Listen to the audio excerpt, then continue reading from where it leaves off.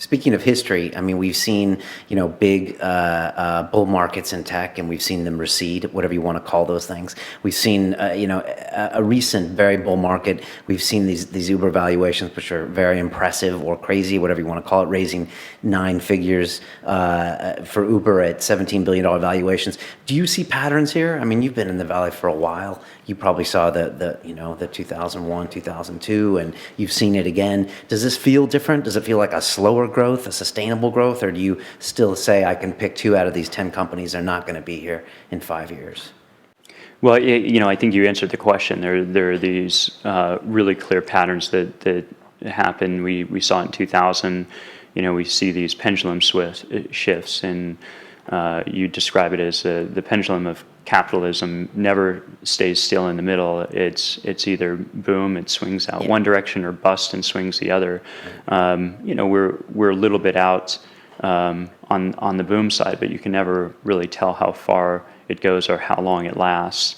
We're in there seems to be a fair amount of health. I mean, despite we're seeing some big valuations and so on, but you're also seeing some remarkable numbers and some remarkable economics out of these companies that I'm not going to say this is different from last time. As soon as that's the most dangerous line I've ever heard. Right. We heard that in 2008. We're hearing it now, and usually as soon as you start to hear people saying it's different this time, it means the end is near. But what's wonderful is that there is a greater capital efficiency to the businesses being built. I love studying and really looking at these marketplace businesses. Uber, Airbnb, Eventbrite is a marketplace of buyers and sellers, attendees and organizers. Our center of gravity has been really focused around the organizers, and where we're shifting and spending our focus now is around the attendees and consumers, and filling that vision of finding great things to do.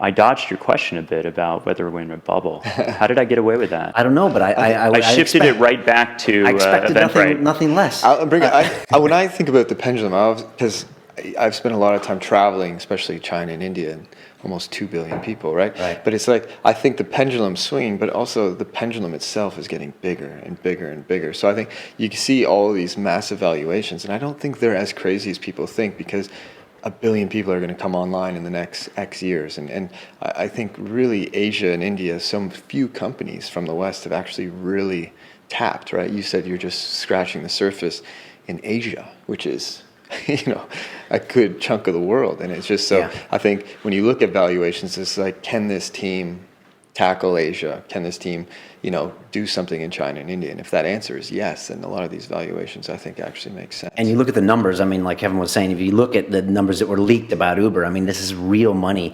changing hands between that. It's like diversified revenue streams in cities all around the world between all these different users. Same with Airbnb. I'm guessing the same with Eventbrite. So it's like, it's hard to necessarily ignore these kind of numbers. Were you alluding to that?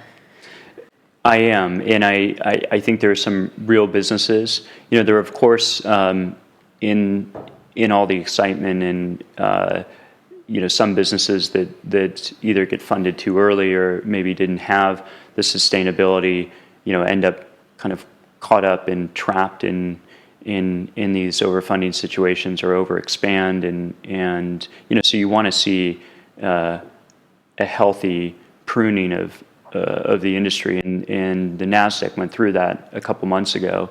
There are a number of companies that really lost a tremendous amount of their value, but the best companies, we know over time there tends to be this consolidation, and the few winners in each, and usually one winner in each category exists, and it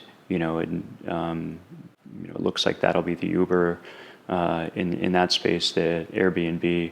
I'm of course biased here, but that's how markets operate.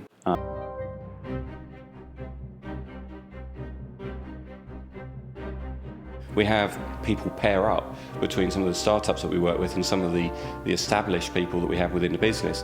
And it's about sharing best practice and mind share and all of that sort of stuff.